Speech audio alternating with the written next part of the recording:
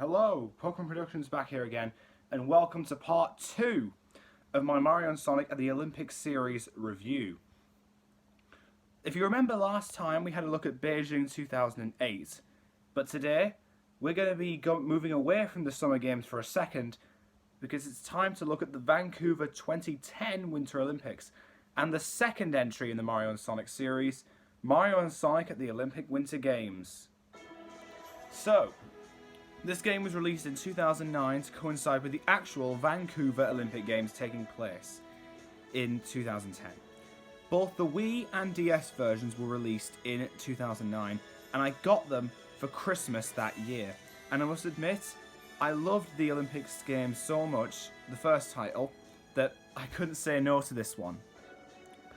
It moves, as ever, it moves away from the Summer Games and goes to more snow-based events like skiing. There's alpine skiing, where you actually have to go like downhill and giant slalom, that kind of thing, and ski cross, which is where you actually race on skis. And it's the same thing for snowboard cross as well.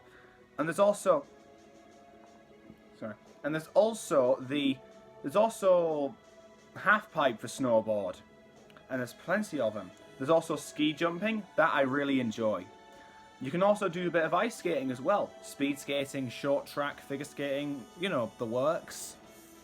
And so, there's also a bit of ice hockey. If you're into football on ice, then ice hockey's the game for you. Well, it's probably not the same as football, but still. Anyways, and there's also bobsleigh, which is really, really incredible. And there's also curling, which, by the way, was an event that I really, really struggled on. Ever since I started playing the game and I first played curling, I was stumped on how to play. Anyways, and the Dream events are pretty good as well. There's Dream Alpine, where you race across Seaside Hill from Sonic Heroes. Dream Ski Jumping, when you fly through the air or fly through space in Good Egg Galaxy from Super Mario Galaxy. And there's also Dream Curling, where it's basically bowling, and you knock down all the different Skittles. And there's also Dream Ice Hockey in Bowser's Castle. Oh, that is so good. And then, the Dream Short Track is pretty cool as well, because you actually race around Egg Factory, which is a track from Sonic Riders. I'll probably do a review on that game in the future. And there's a festival mode where you play through 16 days of events across the entire Olympic Games, and you face off against many boss fights along the way, including King Boo, a giant Bullet Bill, Rouge, Jet the Hawk, Omega, Dry Bones, Dry Bowser, Eggman Nega. And all of them provide a good challenge, and they each have their own theme. And so all in all, I'd say Mario & Sonic at the Olympic Winter Games, all in all, a pretty good game, and it was actually really good. Awesome.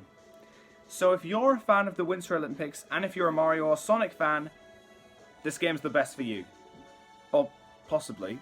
I mean, there are two Winter Olympics titles, actually. Anyway, join me next time in this series, where I'll be looking at the third entry in the series, Mario & Sonic at the London 2012 Olympic Games. Oh, and one more thing.